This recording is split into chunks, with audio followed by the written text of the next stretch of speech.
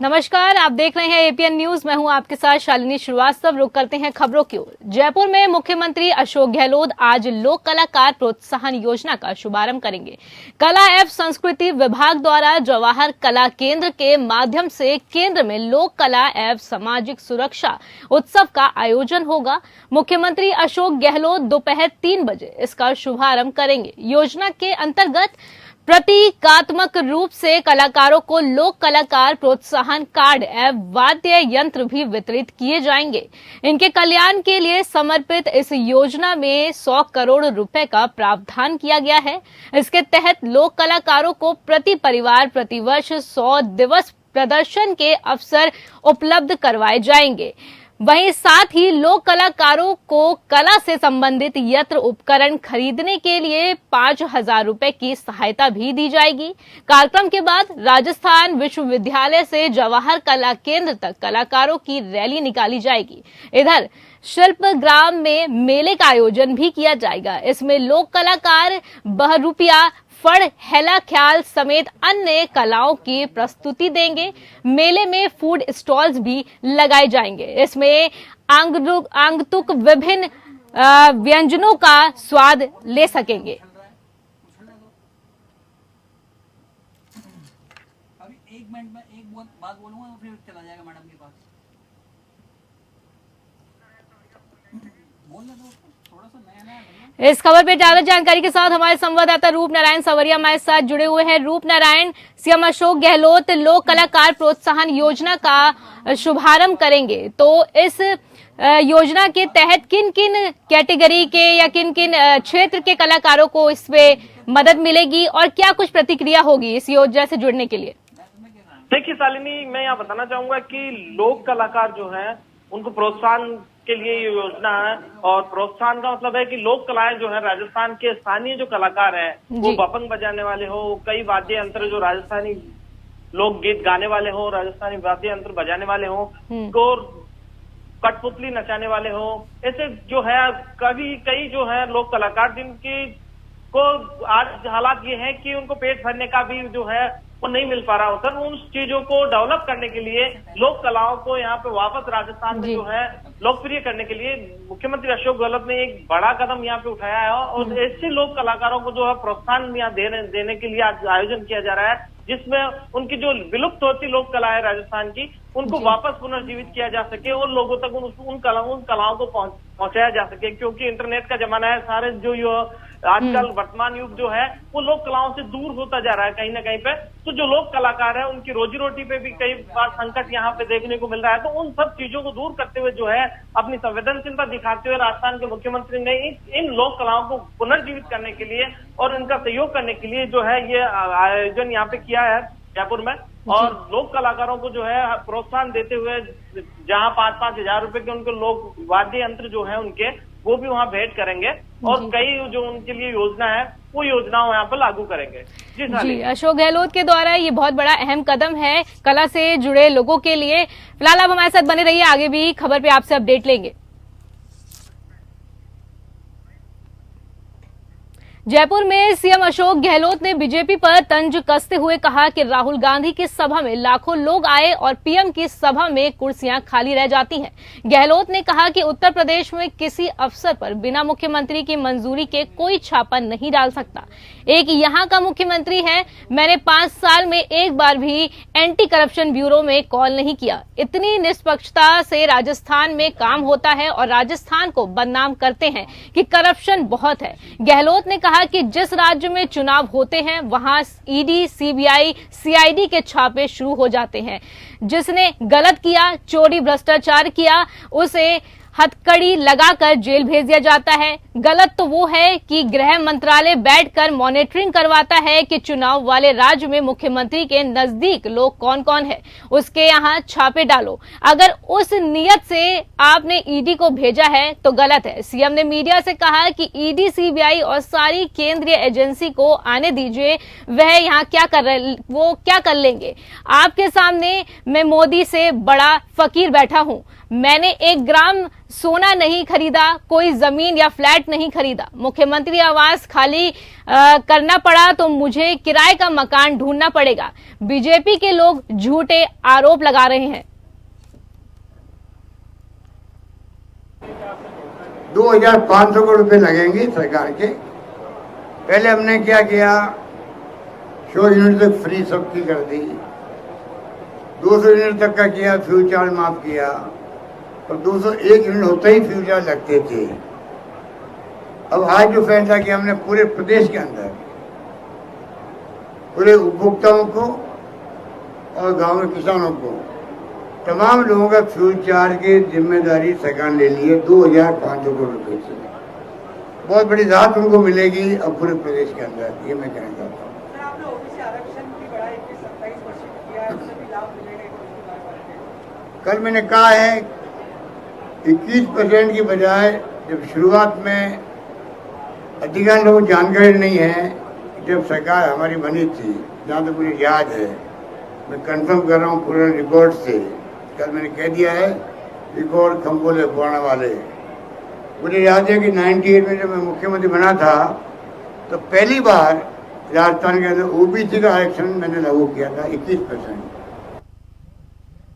प्रदेश के मुख्यमंत्री अशोक गहलोत ने इंदिरा गांधी स्मार्टफोन योजना का वर्चुअल शुभारंभ कर महिलाओं को एक और सौगात दी है, जिसके बाद प्रदेश की महिलाओं में खुशी जो है वो देखी जा रही है। इसी कड़ी में अबू रोड ब्लॉक स्तर पर राजकीय महाविद्यालय में इंदिरा गांधी स्मार्टफोन कैंप का विधिवत शुभारंभ किया गया, जहां उपखंड अधिकारी गोविंद सिंह भिंचर के नेतृत्व में यह कार्यक्रम आयोजित किया गया। आयोजित कार्यक्रम को लेकर उपखंड अधिकारी गोविंद सिंह के नेतृत्व में अभिनंदन कार्यक्रम का आयोजन किया गया, जहां पर कार्यक्रम में पहुंचे प्रधान लीलाराम गरासिया, बीडीओ नवला राम, कांग्रेस नगर मंडल के अध्यक्ष अमित जोशी और कांग्रेस के पदाधिकारियों का फूलमाला से भव्य अभिनंदन किया गया। स्मार्टफोन योजना को लेकर राजकीय महाविद्यालय आयोजित कैंप में बड़ी संख्या में महिलाएं रजिस्ट्रेशन उन्होंने करवाया, जहां महिलाओं को रजिस्ट्रेशन के बाद अधिकारियों की मौजूदगी में स्मार्टफोन का वितरण किया गया। इसके बाद महिलाओं ने स्मार्टफोन पाकर उनके चेहरे पर खुशी जो है उसकी झलक दिखाई दी। साथ ही लाभार्थियों ने कांग्रेस के पदाधिकारी ने मुख्यमंत्री अशोक गहलोत द्वारा इंदिरा गांधी स्मार्टफोन योजना को धरातल स्तर पर लागू करने पर आभार जताया। हमको आज तक, मैं पिछले 20 साल से राजनीतिक जीवन में हूं, मैंने कभी ऐसा नहीं देखा कि मुख्यमंत्री कार्यालय स्तर पर ऐसी जगह, ब्लॉक स्तर की मॉनिटरिंग मुख्यमंत्री कार्यालय स्तर पर हो रही है। हम लोगों को बॉन्ड किया जाता है, आप पब्लिक के बीच जाइए, राहत पहुंचाइए। इसलिए मुझे मेरा ये मानना है कि ये सभी योजनाएं आमजन के लिए बहुत हितकारी हैं। आपको 10 से 11 हजार रुपए का मोबाइल मात्र 6 हजार रुपए में मिल रहा है, वो भी फ्री, उसको भी पैसे सरकार दे रही है। और इतनी सारी कैटेगरियां हैं कि अंतिम जो कैटेगरी है वो आते आते तो मेरे को नहीं लगता कि राजस्थान का किसी भी तबके के कोई भी श्रेणी का व्यक्ति बाकी रहेगा। इससे सरकार की योजनाएं आमजन तक पहुंच पाएंगी, महिलाओं में अधिक पहुंच पाएंगी, जो पूरे घर को चलाती हैं, पूरे समाज को चलाती हैं।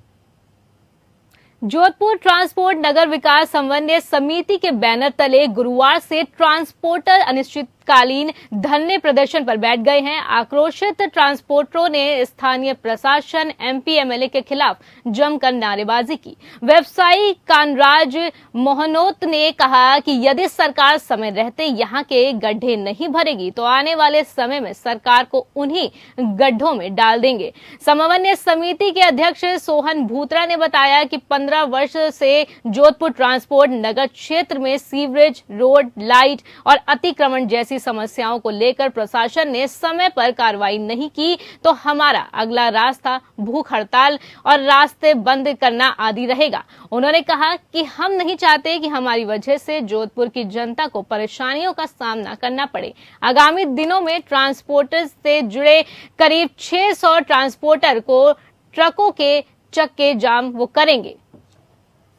सर, हम देख रहे हैं कि जोधपुर में इतना बड़ा विकास हो रहा है, पर ट्रांसपोर्ट नगर के लिए न तो एमएलए सीरियस है और न यहाँ के जो महापौर हैं दक्षिण के, वो इस काम के लिए सीनियर है। कलेक्टर साहब से हमने कम से कम 4-5 दफे पर्सनली मिलकर रिक्वेस्ट की थी, उन्होंने हमें आश्वस्त किया था। और हम समझते हैं कि एक अगर आईएएस ऑफिसर कोई आश्वस्त करता है तो जरूर चीज धरातल पे आती है। पर बड़े दुख के साथ कहना पड़ता है कि उन्होंने भी इसी हमारे रिक्वेस्ट को as a political request consider करके आज तक यहाँ पे कोई भी कार्रवाई नहीं की। हमें मजबूरन होके आज हमको इस स्थल पे बैठना पड़ रहा है। हमारे सारे भाई यहाँ पर बैठे हुए हैं, व्यवसाय में भी व्याधान हो रहा है और काम में भी किसी का मन नहीं लग रहा है। तो मेरा सभी से आपसे निवेदन है मीडिया से कि कृपया आप प्रशासन को जागृत करें, जिससे कि हमारी उचित मांगों को। इस खबर पर ज्यादा जानकारी के साथ हमारे संवाददाता रूप नारायण हमारे साथ जुड़े हुए हैं। रूप नारायण, ट्रांसपोर्टर्स जो है अनिश्चितकालीन धरने पर बैठे हुए हैं और उन्होंने भूख हड़ताल की भी बात कही है कि अगर उनकी बातें नहीं मानी गई तो वो भूख हड़ताल करेंगे, सड़क को बंद कर देंगे। तो क्या प्रशासन का इस पर क्या कुछ कहना है और उनकी क्या कुछ अहम मांगे हैं ट्रांसपोर्टर्स की? देखिए शालिनी, मैं यहाँ बताना चाहूंगा कि जोधपुर उच्च न्यायालय के आदेशों के बाद जो है साल 2000 में जोधपुर सिटी के बाहर बसाया गया था ये ट्रांसपोर्ट नगर, क्योंकि न्यायालय के आदेश थे कि इसको जो है सिटी से बाहर बसाया जाए ताकि बाहर की बाहर जो है गाड़ियों का आना जाना रहे और पॉल्यूशन वगैरह ना हो, कोई दुर्घटना ना हो।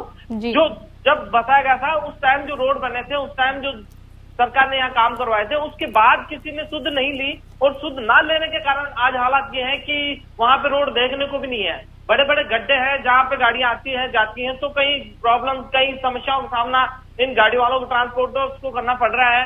गाड़ियां जो बाहर की आती है वो बड़ी परेशानी होती है, वो गाड़ी बाहर ही खड़ी कर देते हैं उन खड्डों को देखकर। तो ऐसे हालातों में ये है इनके व्यवसाय पे भी फर्क पड़ रहा है और इनकी गाड़ियों पे फर्क पड़ रहा है। तो ये बतौर काफी दिनों से है नुकसान में रह रहे थे, काफी समय से प्रयास कर रहे थे, प्रशासन को चेता रहे थे। प्रशासन के साथ साथ स्थानीय विधायक से भी बात की, विधायक के अलावा महापौर को भी कहा, महापौर के अलावा जिला कलेक्टर से भी इन्होंने बात की कि सब इस समस्या का समाधान किया जाए, क्योंकि ट्रांसपोर्ट एक ऐसा व्यवसाय है जो रेवेन्यू देता है सरकार को, जो रेवेन्यू दे रहा है उसकी भी बात यहाँ नहीं सुनी जा रही। तो आम जनता की क्या सुनी जाएंगी? ये सब देखने वाली और सोचने वाली बात है। इस सब चीजों को लेकर ट्रांसपोर्टर्स जो है प्रशासन से मिले हैं। प्रशासन से मिलने के बाद जब सारे इनके हथकंडे खत्म होंगे तो ये मजबूर होकर जो है यहाँ धरना प्रदर्शन पर बैठ गए और भूख हड़ताल की इन्होंने चेतावनी दी कि अगर ये जो है रास्ते सही नहीं हुए, ये गड्ढे नहीं भरे गए, तो हम सरकार को इन्हीं गड्ढों में दफनाएंगे और हम जो यहाँ पे भूख हड़ताल करेंगे और भूख हड़ताल की जिम्मेदार जो है सरकार और प्रशासन होगा।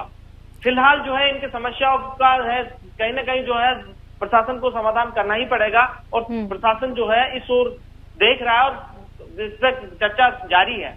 जी शालिनी। जी रूप नारायण, आप हमारे साथ बने रहिए, आगे भी खबर पे आपसे जानकारी लेंगे। जोधपुर पुलिस कमिश्नरेट की लापरवाही का एक और मामला सामने आया है। अहमदाबाद रेलवे के एक टीटी की मेहनत के पैसे का बैंक में जमा पैसे को जोधपुर के कथित फर्जी बैंक मैनेजर अंकित भूतड़ा नामक व्यक्ति ने ठगी का झटका लिया है। टीटी की अंकित से मुलाकात सूर्य नगरी एक्सप्रेस में हुई थी। अंकित भूतड़ा ने अपने आप को बैंक मैनेजर बताकर और 20 लाख रुपए से अधिक उससे ठगे हैं। वहीं काफी दिनों बाद तक अहमदाबाद रेलवे के सीटीआई भूतड़ा से जमा धन के बारे में पूछते रहे, लेकिन उन्हें जो निराशा ही हाथ लगती रही। पीड़ित मेकवान ने ठगी पर गुजरात के कलोल पुलिस थाने पहुंचकर शिकायत दर्ज कराई है। पुलिस ने मामला रफा दफा कराने के लिए अंकित भूतड़ा से रजिस्टर्ड सहमति पत्र बनवाकर 20 लाख रुपए के चेक किश्तों के दिलवा दिए, जो बाद में रिटर्न हो गए। वहीं सीटीआई मेकवान ने न्यायालय की शरण ली। न्यायाधीश दीपेश मित्तल ने जोधपुर के खांडा फसला पुलिस थानाधिकारी को नोटिस जारी कर अंकित को गिरफ्तार कर कलोल न्यायालय में पेश करने के निर्देश दिए हैं, लेकिन 2 साल बाद भी आरोपी अंकित भूतड़ा की गिरफ्तारी नहीं हुई है।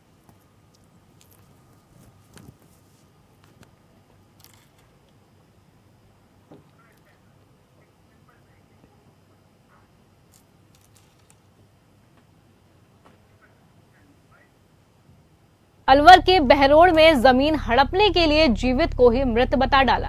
कोलिला ग्राम पंचायत में मृत का प्रमाण पत्र बनवाने पर मामले का खुलासा हुआ है, जबकि पीड़ित यूपी में ट्रक चलाता है। मामला निमराना के कोलिला गांव का है, जहां पर रुड़मल 15 साल की उम्र में गांव छोड़कर गाड़ी चलाने लग गया था, लेकिन उसके चाचा ताऊ ने रुड़मल को मृत घोषित कर मृत प्रमाण पत्र बनवाने के लिए ग्राम पंचायत में एप्लीकेशन दी, लेकिन उसी दौरान पीड़ित रुड़मल गांव में आ गया, जिससे जमीन हड़पने का मामला खुल गया।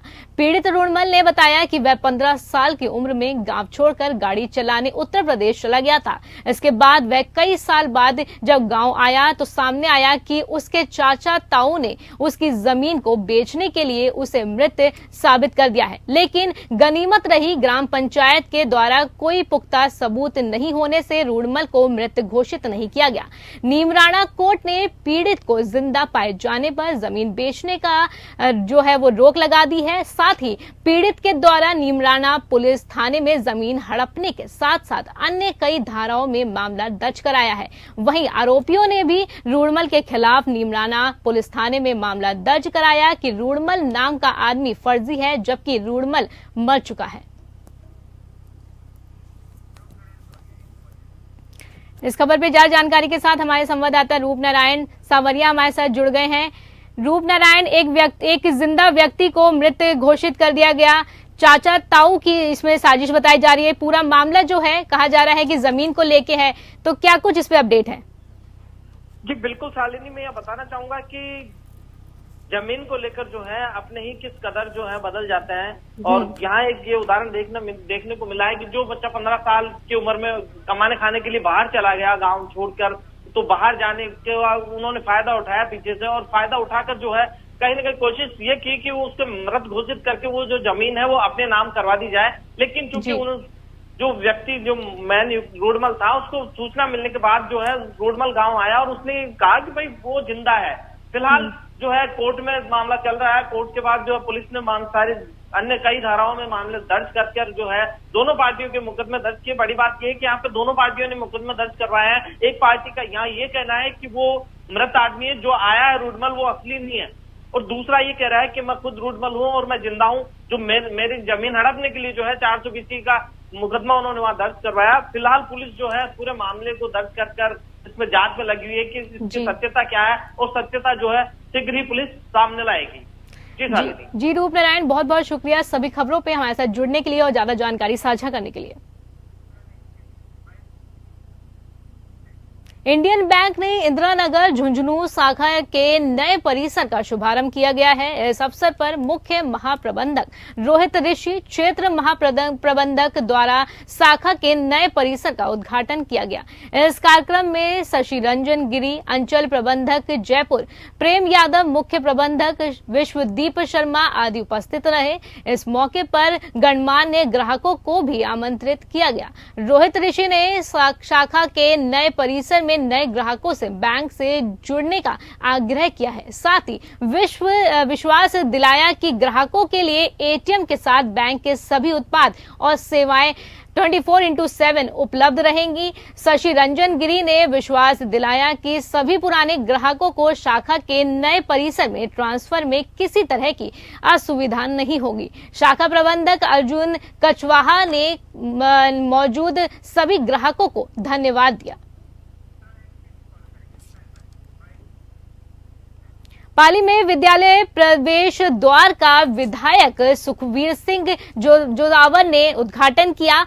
मारवाड़ जंक्शन विधानसभा क्षेत्र की गुड़ा अखेराज में कार्यक्रम का आयोजन किया गया, जहां इस दौरान विद्यालय परिवार की ओर से रंगारंग सांस्कृतिक कार्यक्रम का आयोजन किया गया। वहीं उद्घाटन से पहले विधायक जोरावर का गाजो बाजो ढोल के साथ और नगाड़े के साथ उनका स्वागत सत्कार किया गया। मंच की ओर से उन्हें माला और साफा पहनाकर सम्मान से नवाजा गया।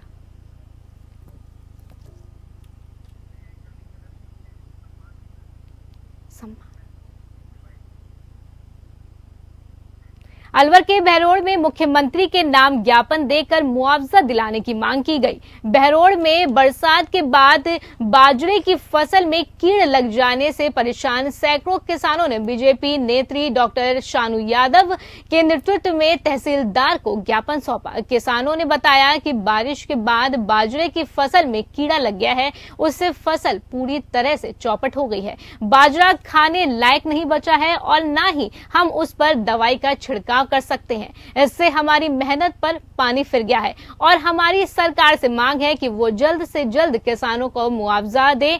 साथ ही किसानों ने कहा कि पिछला मुआवजा भी उनको नहीं मिला है, जबकि पूरी कार्रवाई प्रशासन के द्वारा कर ली गई थी और अब 6 महीने बीत जाने के बाद भी हमें कोई मुआवजा नहीं मिला है।